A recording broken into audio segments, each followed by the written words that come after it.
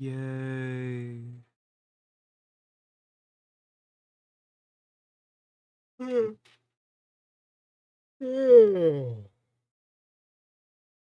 Morning, everybody.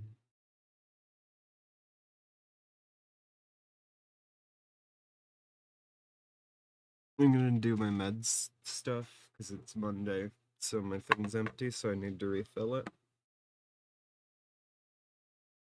Um,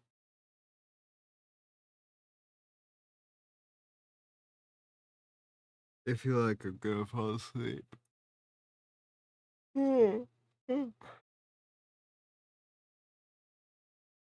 So you know,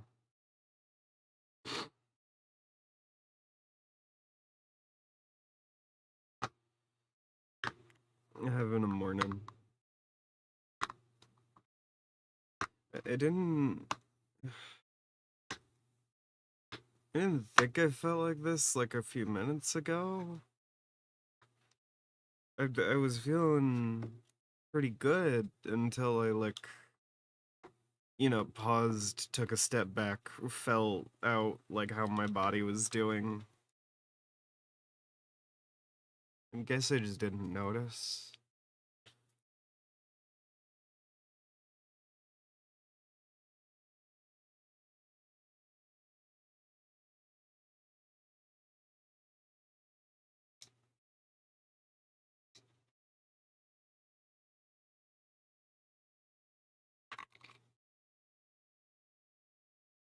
But yeah, that's how I am is where I'm at. I'm tired.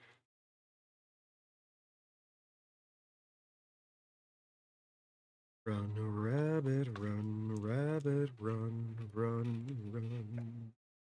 Run, rabbit, run, rabbit, run, run, run.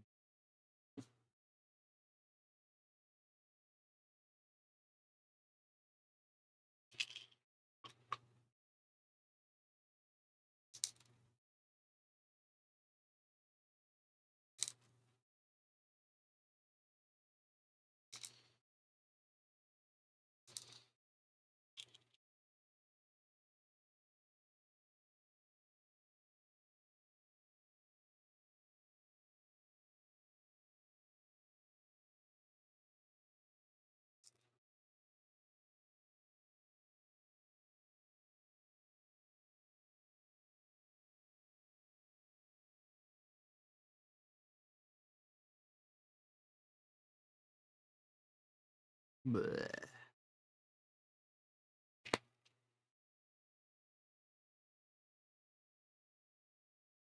I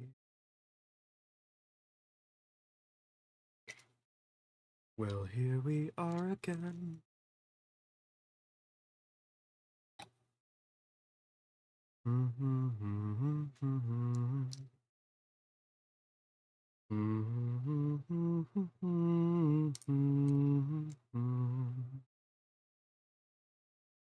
I am low on this drug.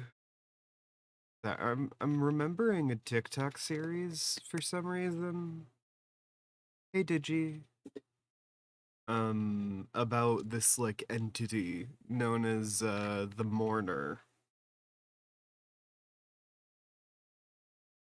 It's this creepy looking figure who turns up when someone is about to die.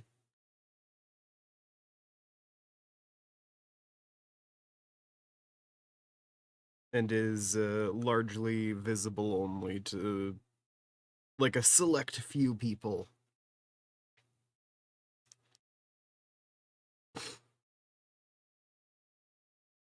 Um, One of whom almost universally being the person who is going to die. Um, and I saw a TikTok earlier, and it was like,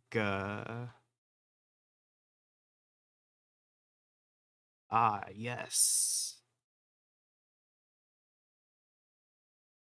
This woman moves out to the countryside and sees the mourner in the woods. Sorry, the mourner. because it's always pronounced like that. Um, and she's like really paranoid that she's about to be murdered. Waits it out for like a week, because her phone line's down. And at the end of that period, she goes to the police and is like, there was someone in the forest outside my property. Is like, how do you know? Did you see them?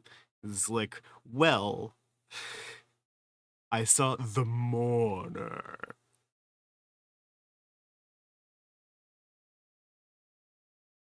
The characters in the world don't actually pronounce it like that. It's just the narrator, but still.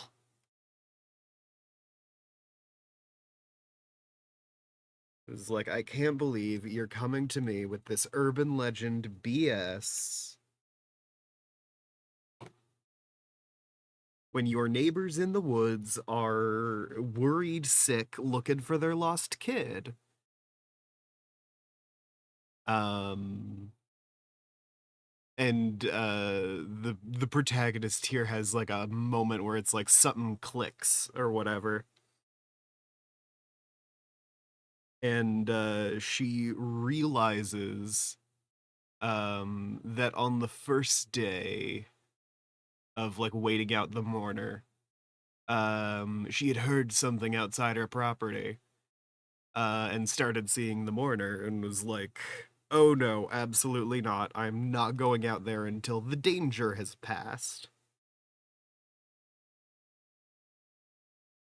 But this entity is not a harbinger of danger, it is a harbinger of death.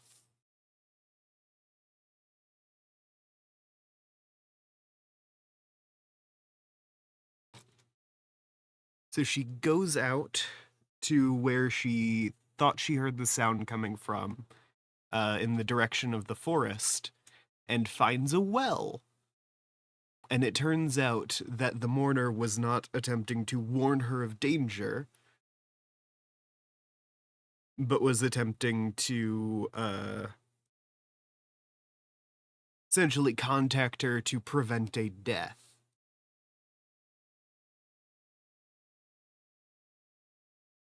But since she assumed it was warning of something grim, a dark fate coming her way,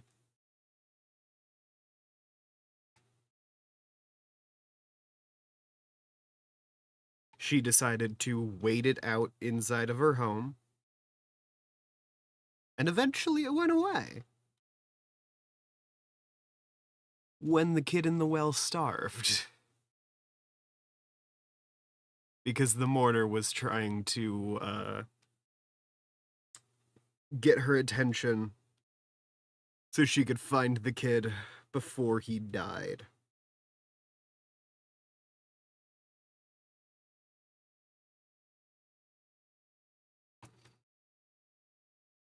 It was just a TikTok I saw this morning, because of course.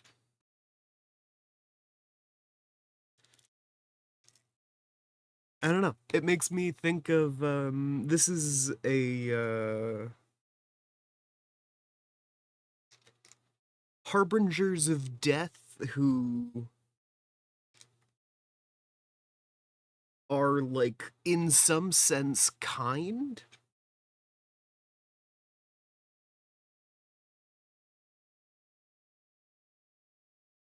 It's a very interesting conceptualization of like, oh no, this death was not attempting to take you. This death was attempting to prevent its own necessity. It wanted to help someone, and you assumed it was here to take you.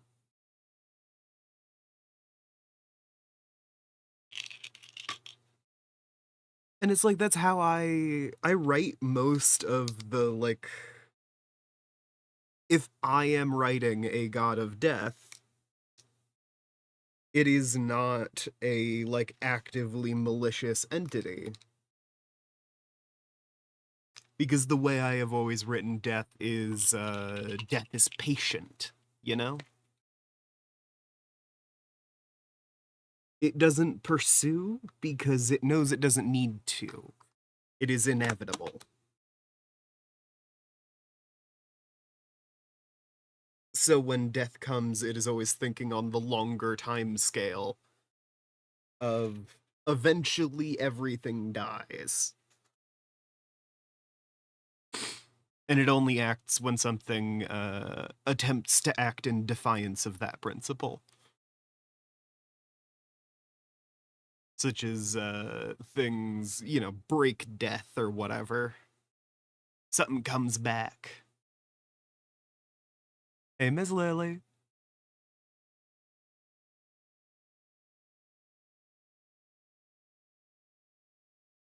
But yeah, that story of the mourner just kind of stuck with me because it's how I have always written death. Or like, associated entities. Don't sound quite as dead today. Thank you. I've picked up a little bit because I was talking about storytelling, and picked up a little bit because I am thankfully my sick is passing.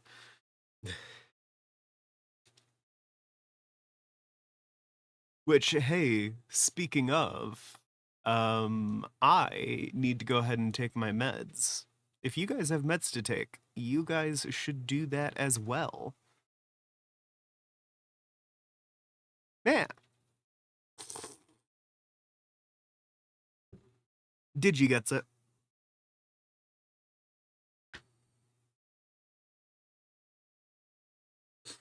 To view death as malicious, I feel like is attributing too much agency to it. Death is a finish line. The thing that kills you is malicious, you know?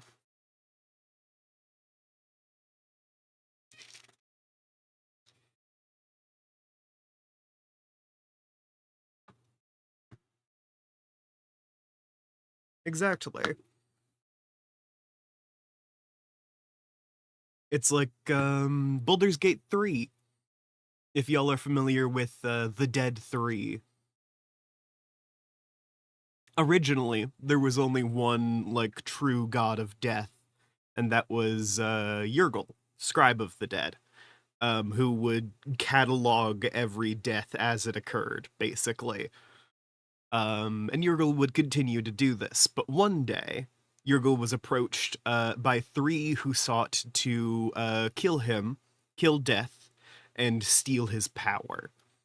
And Yurgle was like, now hold on, that seems unnecessary. I'm not even a huge fan of having this responsibility in the first place. So let me tell you what. I will give each of you a portion of this power, and you can do with it as you will. And they were like, you know what? Yeah, killing Death sounded like a pain anyway.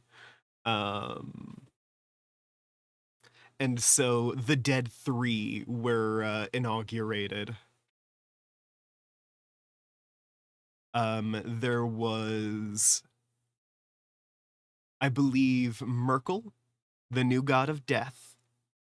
There was Baal, god of murder.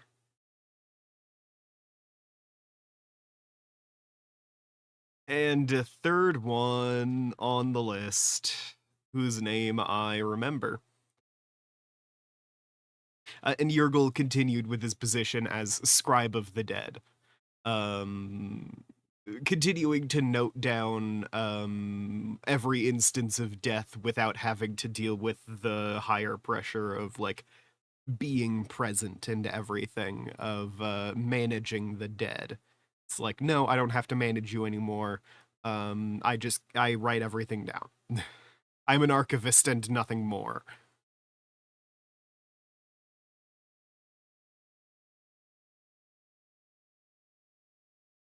Of course, Yergul feels some responsibility for the actions of the dead three because they're like evil gods, whereas Yergul was like true neutral. Um, and we get to the events of Baldur's Gate 3, and specifically the character of Withers, who is almost definitely just Yergul, Scribe of the Dead, right? We all agree? Like, he's gotta be.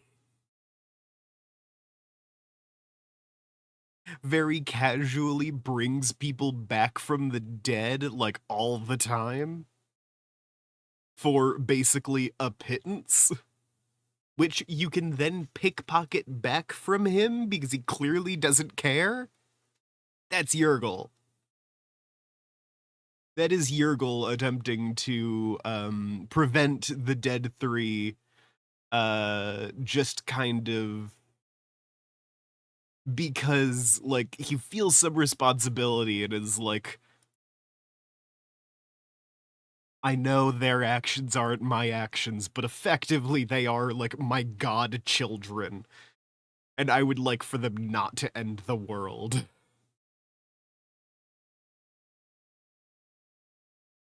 So Yergul just accompanies you the whole time.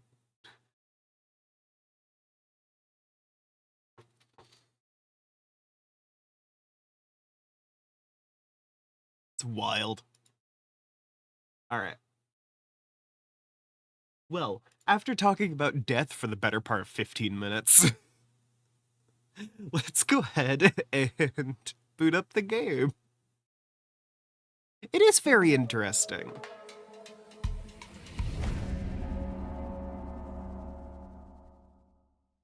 Is Discworld Death. Yeah. I oh. Okay, I need to read more of Discworld, but the encounters I have seen in what I have read um very good. Yes.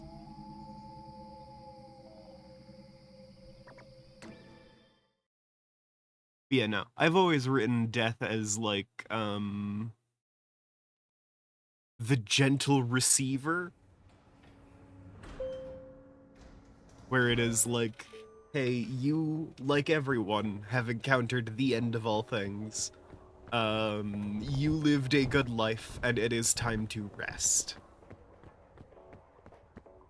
Which is why the one, like, notable, character I have, which is nominally a god of death. In reality, they're like, the Lord of Endings or whatever, because they're not even technically a god. It's a separate thing, whatever. But they preside over endings as like a general concept, and that is most commonly interpreted as death. But it is also the end of the day, the end of pain, that kind of thing. It is the moment when things conclude. The inevitable end, which must come for everything before it to have had meaning.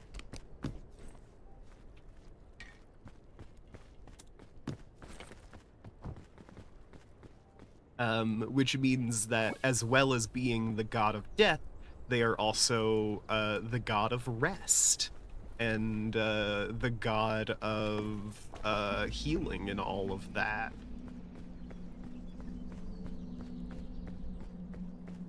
Because they are not just death, they bring things closer to their conclusion, with all that that implies. Which, of course, makes them incredibly proficient with healing magic, at least in my most general interpretation of it. Because the way I have always interpreted healing magic is basically as a time skip.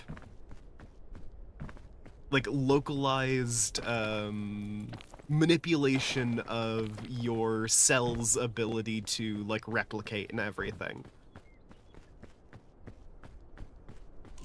like a regeneration spell it doesn't like magically stitch your wounds together. It turns all of your cells into like fast growing cells or whatever.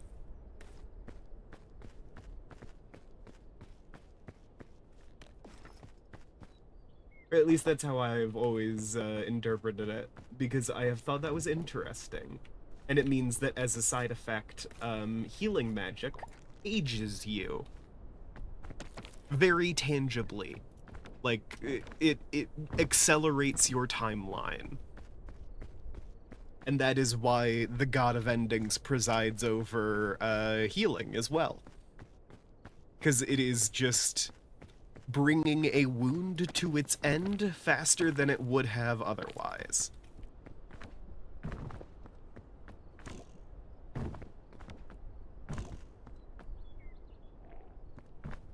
And it's one of those little side effects that you really only see if you are getting injured a lot, but also not pursuing any ways to extend your own life.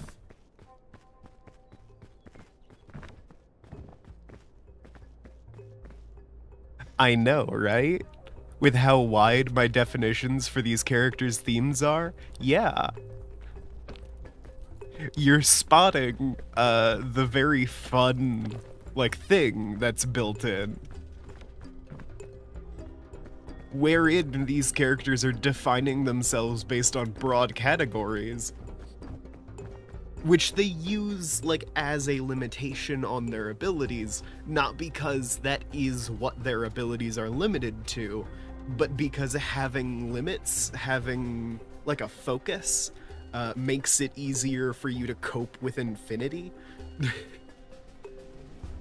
So it's like, okay, I am closing in on just this one thing. And it's like, all of them can influence everything to the same degree.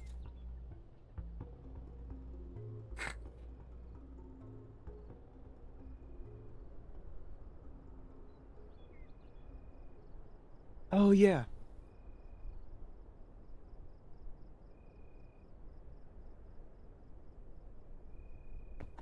But yeah, one of the big things is just like, yeah, you have the fucking Master of Endings. And while they are, in some sense, limited to the domain of endings, they can interpret that as loosely as they'd like, and frequently do.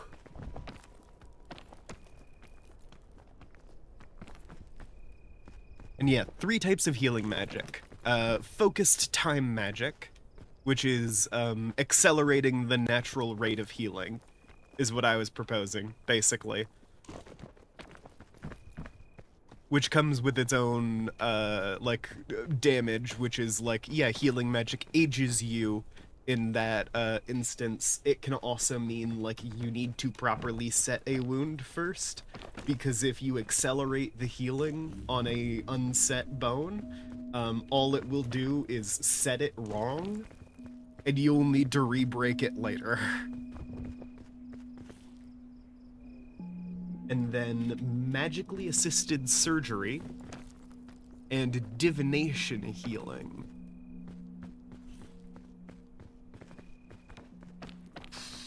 My brain is picking at something in there, and I'll let you know when I have something more coherent to pick at it.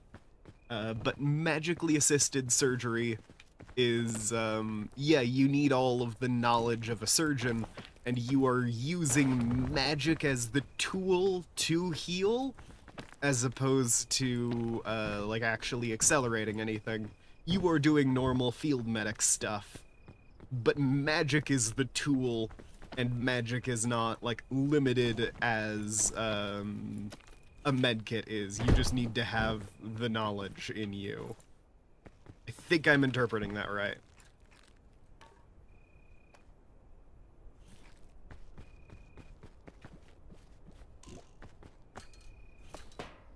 You need to know how the healing works, and you can use magic to implement it.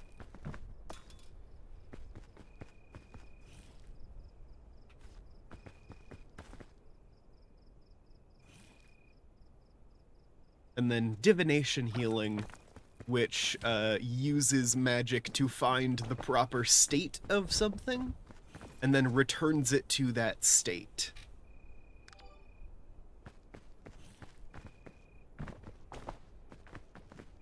Precisely. Okay, cool. I've understood properly.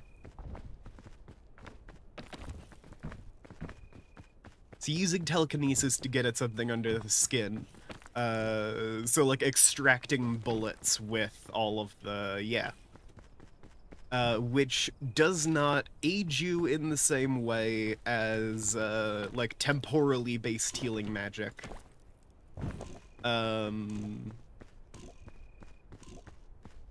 But requires you have expertise and exaggerates the effect of human error and, like, mistakes. Because if you mess it up, then you've messed it up. Like, it's still, you could still muck it up.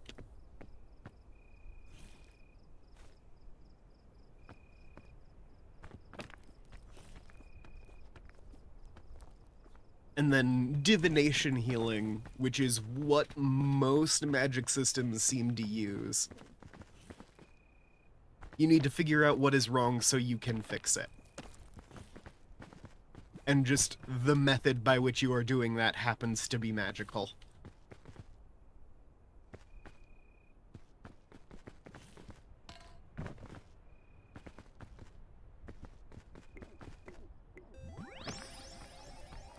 But yeah, it relies on that collection of information and all of that.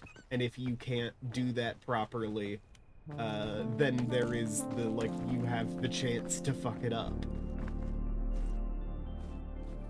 And then divination healing, which makes it so you are divining, you are finding a point at which that wound was healed, or like rolling back to before it was injured by finding out what it is supposed to look like and returning it to that state. So it's like, okay, this guy's got a missing limb, supposed to be a limb there. We can go back, we can figure out what your limb looked like, and we can put it back. Based on the, like, previous blueprint. We can bring that forward. And bing bang bong, whatever, good as new. Bingo bongo, good as new. But that also is limited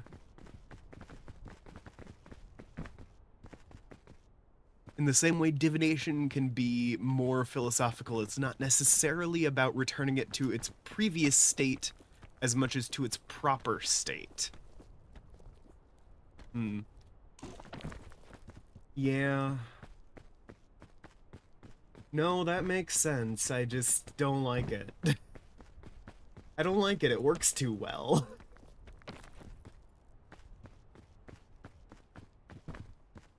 Which is why it can heal things which were wrong since birth. Like, yeah. No, that makes sense.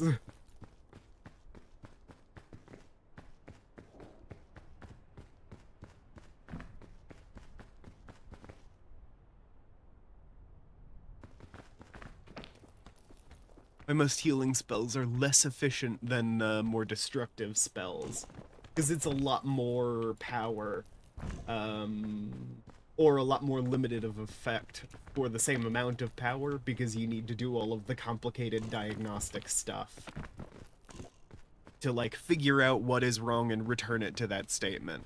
Return it to that point, you know, to put everything back together. It is a lot easier to smash a tube of toothpaste than it is to force a bunch of toothpaste back into the tube after you've smashed it. The classic example used to teach kids about empathy.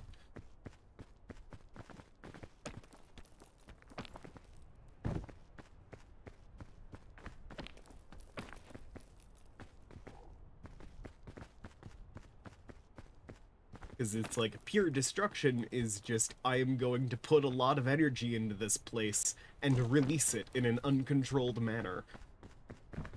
But healing always requires a greater degree of complexity and control. So it's like, why are healing spells so limited compared to, like, destructive spells the same level, you know? And the answer is, because you have to focus a lot more. If you take it to, like, a scientific aspect, I would like to make all of the particles in this region vibrate really fast. Is a much simpler, like, set of commands than it would be to heal a wound, which involves figuring out what's wrong with it, and, like, magically repairing it. You know, stitching things back together.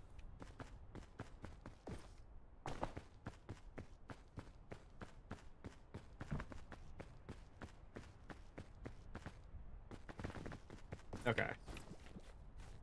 I need to do something here.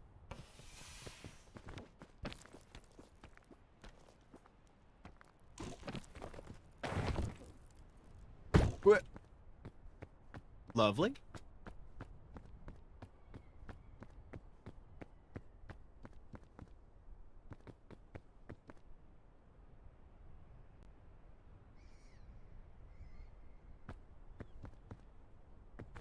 That's how you'd have it work. Fair. And also just the bit of, it's horrendously inefficient. As with most other, like, forms of healing, but just to a greater degree. Because you are leaning on the magic more. I would imagine that would be the case.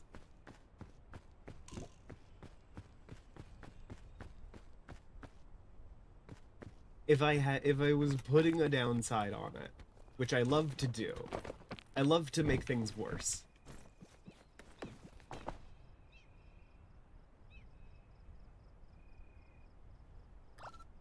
Yeah. Heh. Yeah, happens.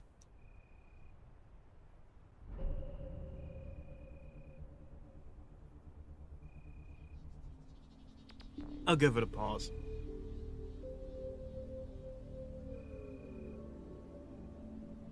I've still got a little plush Bing Bong on my desk, by the way. He's just been here. Yeah, I've also done that before, Digi.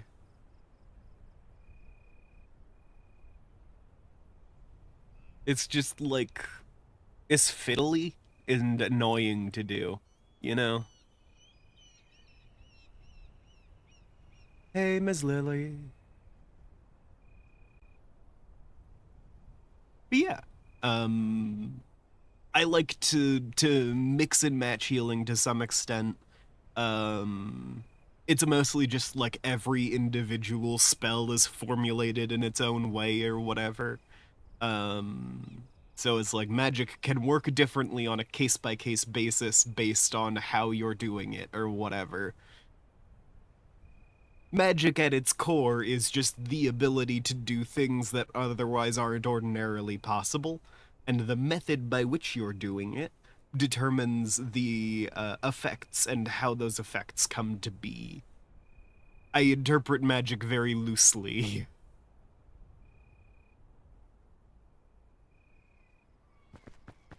But yeah, getting into the nitty-gritty of different flavors of healing is a very fun thing to do. My favorite method, and the one I usually make the most common, is the temporal acceleration, the making natural healing faster.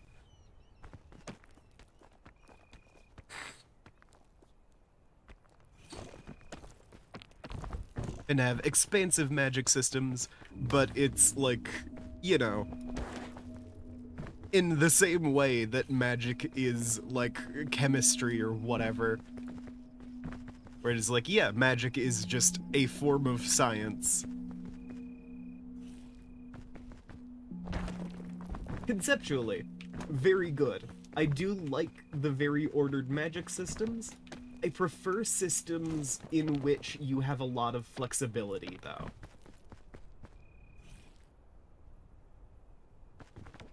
Which I think can be determined based on looking at how I've got how I've got systems working in like my own games and everything, where it's like, yeah, like when I am running a Pathfinder game or when I'm like whipping out the colors, um, and it's like, yeah, no, this guy's ability is endings.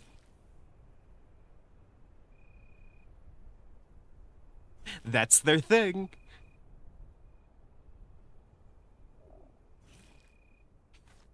It's like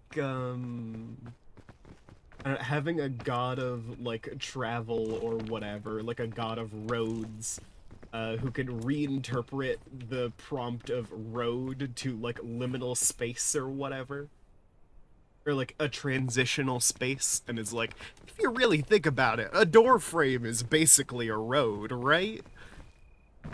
And that is how they like manifest in your home, because it's like, what do you mean I don't have roads in my house? And it's like, if you really think about it, right?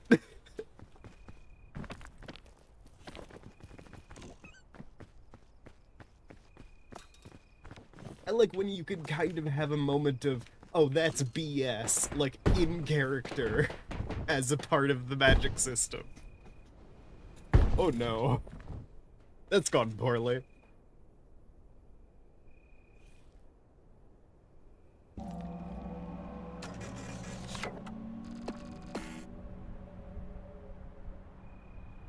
Yeah! Magic can work on many levels, but humans are physically minded and tend to interact with magic in that scientific method. But yeah. I still love, like, God of Travel, God of Roads. What is a road, really?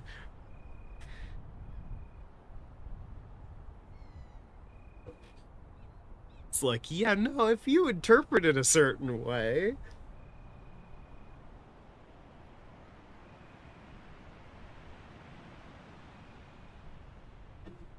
Incredibly fair. I like that.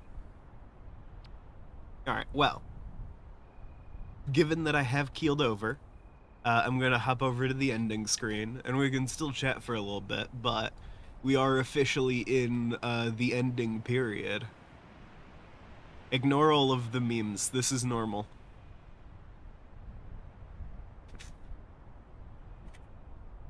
Yeah, the incorporation of belief and tradition and all of that. It's one of the fun ways that I will run magic is, oh, especially in like more modern settings where people have had a lot of time to interact with magic and determine like the nature of it, especially on like that conceptual level of, oh, there is another level which we don't quite understand properly. A degree of the physical layer resting on top of a more fundamental conceptual existence. Yeah. But yeah, I like, especially in more modern settings where people have had more time to fuck around with it, magic as like, oh, this like intensely, like an expression of your beliefs in a very like literal physical way. Like one of the ways that I interpret magic is it is like everyone's collective imagining of how the world works, and your personal ability to influence that collective imagining. Like nothing actually exists, we're all brains in jars, but the universe as it is exists because a lot of people generally agree on like how it should be to some extent.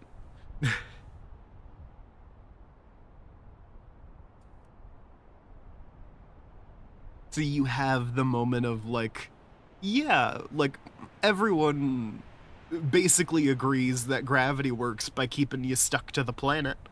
Um and like as you try to invest more time researching it, you will increase your understanding of it.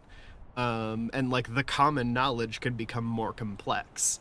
But if you can manipulate both your understanding and the understanding of the people around you of how a thing works, you can make it so for brief moments things work wrong to your advantage.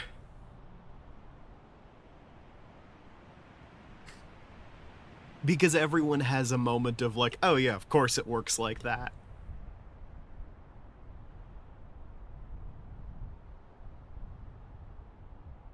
There's a vague cooking magic system you keep that operates by drawing out cultural and physical aspects of the ingredients and creating effects via the precise preparation of the meal.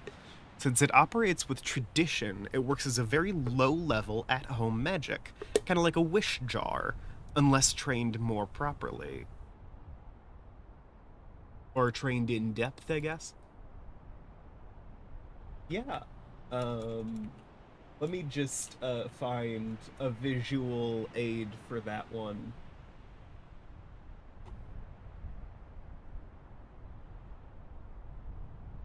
Let me just get a photo of a system I'm very familiar with that operates in such a way. Just like a character that concept reminds me of. Why is it a WebP file? Why do I have to deal with a WebP file?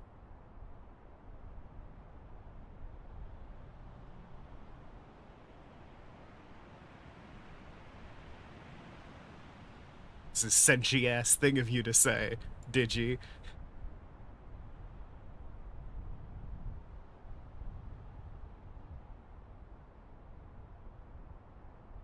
Anyway,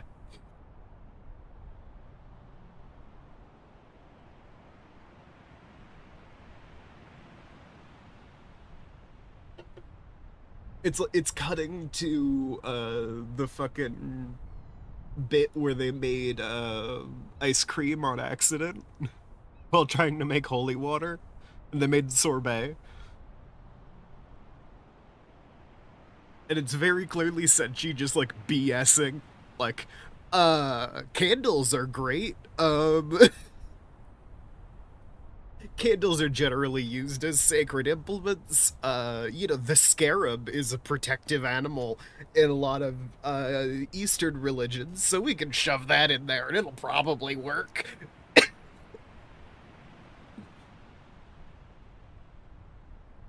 Salt is a great protective element. I don't have any of that, so we're gonna put sugar in, and that like looks the same, right? It's like, oh, you don't know what you're doing.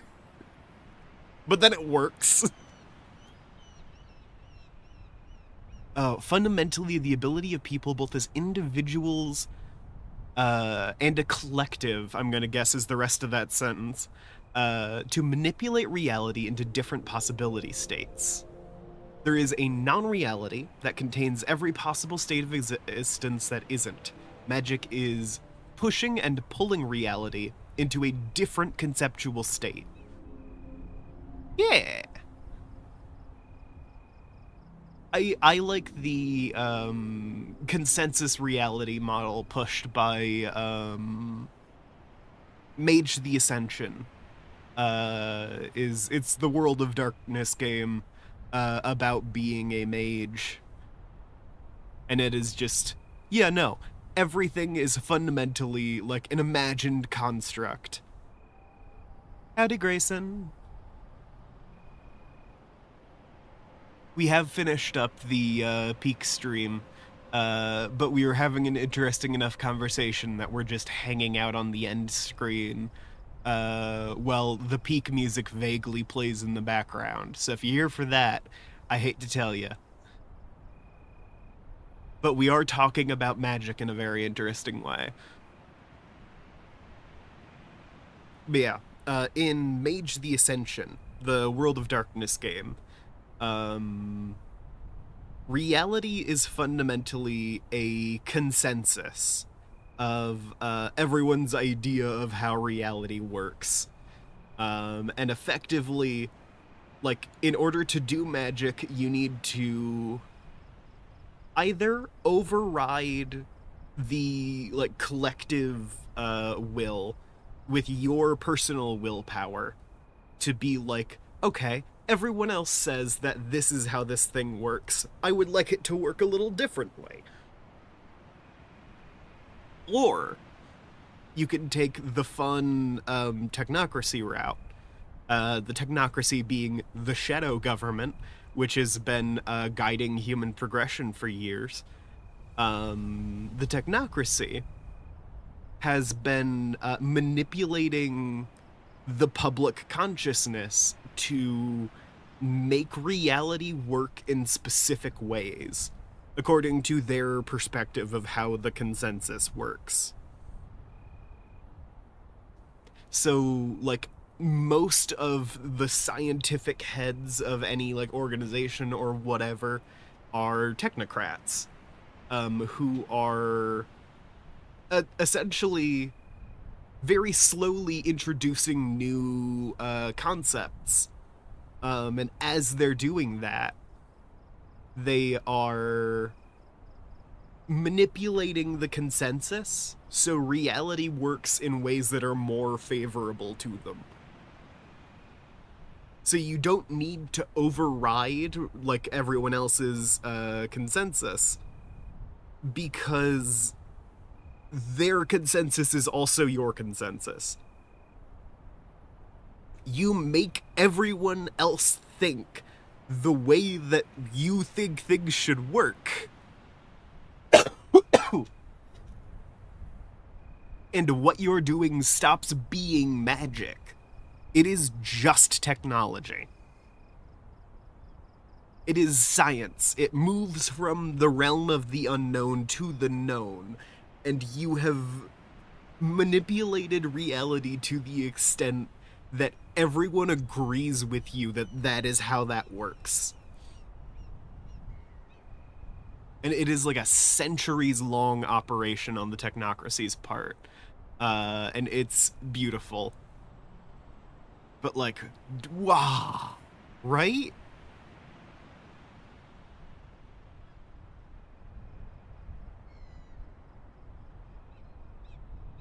Digi says, kind of want to write an isekai where someone who does cooking magic gets sent to another world and is strong because they can do a lot of different types of magic very poorly. I would imagine that includes, like, forms of magic that otherwise would not work together. So it's like, yeah, no, if you are going to use earth magic, you lock yourself out of air magic. Because you have to, like, attune your body and soul to this element. And as a result, it, like, phases out this other thing.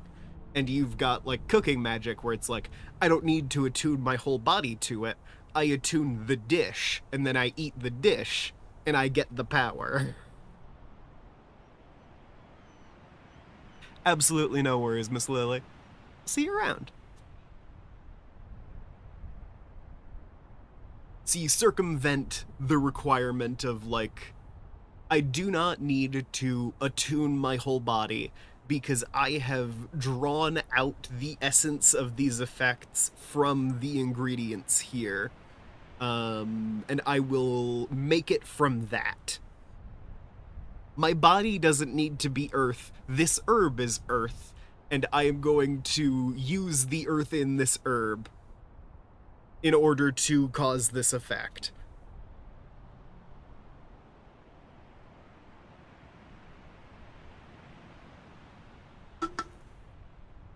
Yeah!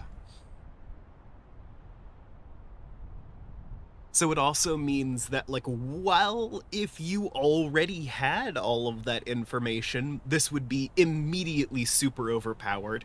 Yes, I did keep the Furby on the end screen. The story of the isekai, the magic never gets more powerful. But what happens is the protagonist learns more about the world around them. And the magic's power level always stays the same, but it changes because, like, they get more powerful because they are becoming closer to this new world and, like, invested in it. Ah, that's very good.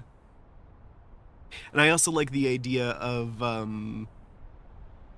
like, yeah, no, I have, like, earth magic allows you to enhance your durability and strength, and air magic allows you to enhance your agility and, like, reflexes and stuff. Normally, these don't coexist. The elemental, like, magic types fight each other. They're trying to drag you in both the direction of being lighter and heavier at the same time. And as such, they neutralize each other. But with this cooking magic, these two things, lighter and heavier, are different aspects of a single dish.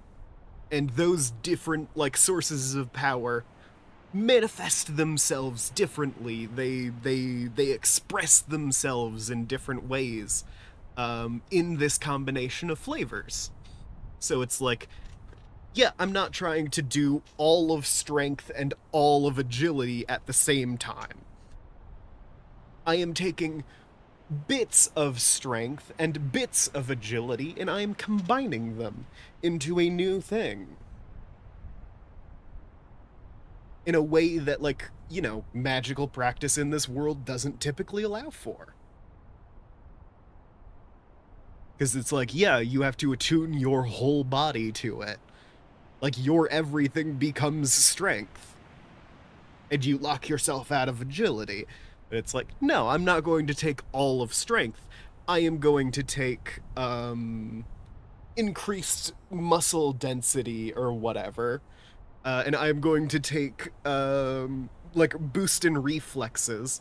And this is my super soldier sushimi. I don't know what food is. Sorry.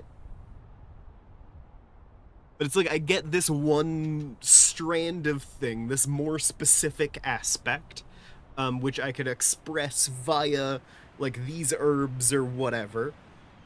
And it lets me combine these effects in a way that otherwise is totally inaccessible. So I can't, like, destroy mountains or conjure hurricanes, but I can do the really minor stuff that you wouldn't think would be overpowered, but is.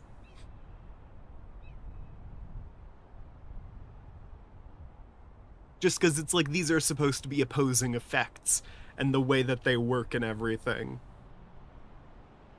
One person is not supposed to have access to these two things.